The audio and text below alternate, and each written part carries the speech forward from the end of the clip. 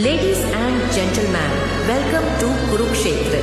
यह वही पावन धरती है जहां महाभारत के युद्ध भूमि पर अर्जुन के मन में संदेह और प्रश्न उठे और तब श्री कृष्ण ने उन्हें जीवन, धर्म और कर्म का सर्वोच्च उपदेश दिया। गीता का संदेश सिर्फ एक धार्मिक ग्रंथ नहीं बल्कि मानवता का एक अमूल्य मार्गदर्शन है जो हर युग में हमारे जीवन को प्रकाशमय करता है।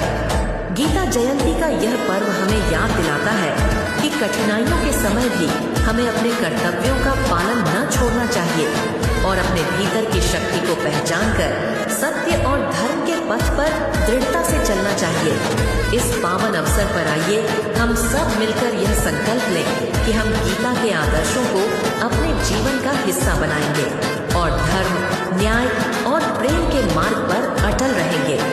Welcome to Kurukshetra.